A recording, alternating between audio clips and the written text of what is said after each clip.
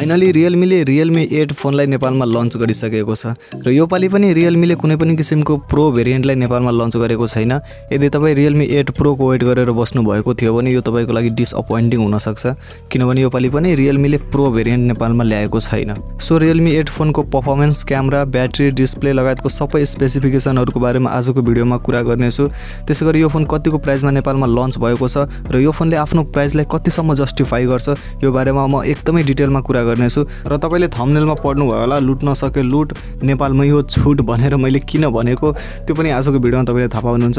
So video अन्तिमसम्म हेर्नु होला। यदि तपाई च्यानलमा नयाँ हुनुहुन्छ भने प्लिज च्यानल सब्स्क्राइब गर्नु होला र यदि तपाईले यो भिडियो मन पर्छ भने लाइक और शेयर ठोक दीजिए। महाकाल का दबा के लाइक और शेयर ठोक दीजिए। पूरा साल मेहनत करता हूं आपके लिए, ऐसा नहीं चलेगा, ऐसा नहीं चलेगा। लाइक ठोकी दबा के। सो सबैभन्दा पहिला म यो फोनको प्राइसको बारेमा कुरा गर्न चाहदैछु। यो phone 8GB RAM and 128GB स्टोरेजको एउटा मात्रै भेरिएन्टमा नेपालमा लन्च भएको छ र यसको प्राइस भने 35,990 रहेको छ।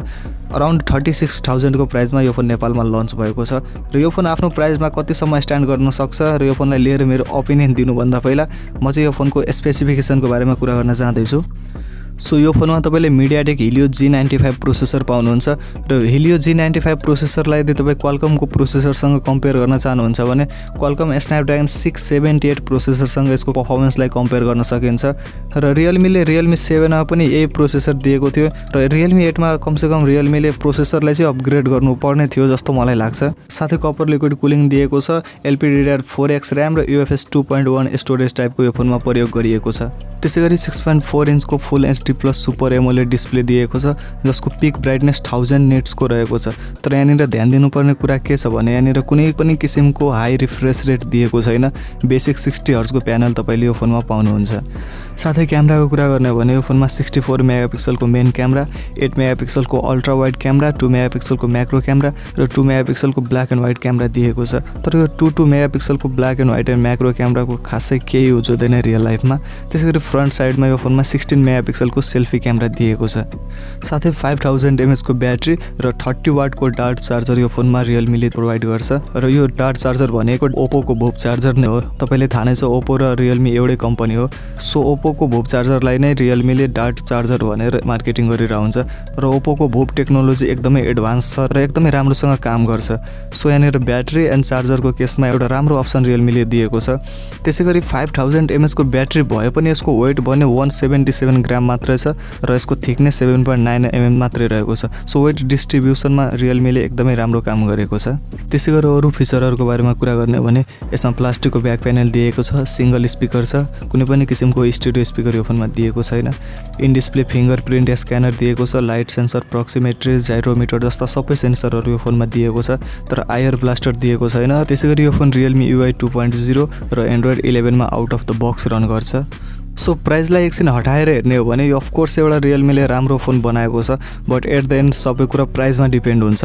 सो Realme 8 ले 36,000 को प्राइसलाई कुनै पनि एंगलबाट जस्टिफाई गरेको मलाई चाहिँ लाग्दैन, किनभने हामी यो प्राइस रेन्जमा हेर्ने हो भने अझ यो भन्दा पनि कम 32,000 मा Poco X3 Pro ले स्न्यापड्रागन 860 जस्तो पावरफुल प्रोसेसर दिँदैछ। त्यस्तै 34,000 को प्राइसमा Redmi Note 10 Pro लन्च भएको छ। त्यसमा 120 हर्ट्ज को super AMOLED display, 108 megapixel camera, Snapdragon 732G जस्तो प्रोसेसर दिएको छ भने हामी यो फोनलाई 36,000 हालेर पर्चेस गर्नु कुनै पनि किसिमको सेन्सिबल डिसिजन होला जस्तो मलाई लाग्दैन। अहिलेको कम्पिटिसनलाई हेर्ने हो भने 36,000 लाई जस्टिफाई गर्ने खालको यो फोनमा त्यस्तो केही पनि स्पेशल दिएको छैन। रियलमी को नेपाली प्राइसिङ हेर्दाखेरि रियलमीले नेपाली मार्केटले एकदमै वास्तै नगरेको हेपेको जस्तो देखिन्छ। पहिलो कुरा रियलमीले बेस भेरिएन्ट नेपालमा लन्च नै गरेको छैन, एउटा हायर भेरिएन्ट 8GB वाला मात्रै लिएर आएको छ, त्यो पनि एकदमै ओभर प्राइसमा नेपालमा लन्च गरेको छ। र तपाईहरुले थाहा नै छ जहिले पनि सबैभन्दा बढी भ्यालु फर मनी कुनै पनि फोनको बेस भेरिएन्ट नै हुन्छ, तर रियलमीले चाहिँ बेस भेरिएन्टलाई नेपालमा लन्च नै गरेको छैन। यो चाहिँ रियलमीको सबैभन्दा पहिलो गल्ती हुन जान्छ। अनि अर्को ठुलो गल्ती रियलमीले के गरेको छ भने सेम फोन इन्डियामा 15,000 को प्राइसमा लन्च गरेको छ बेस भेरिएन्ट 4GB वाला। यदि 15,000 लाई नेपालीमा कन्भर्ट गर्ने हो भने 24,750 जति हुन जान्छ। सो 24,000 मा इन्डियामा रियलमीले बेस भेरिएन्टलाई लन्च गरेको छ। यदि 8GB वाला भेरिएन्टकै कुरा गर्ने हो भने इन्डियामा 8GB ऱ्याम एन्ड 128GB स्टोरेजवाला भेरिएन्ट 17,000मा लन्च भएको छ र 70,000लाई नेपालीमा कन्भर्ट गर्ने हो भने त्यही 28,000 जति हुन जान्छ।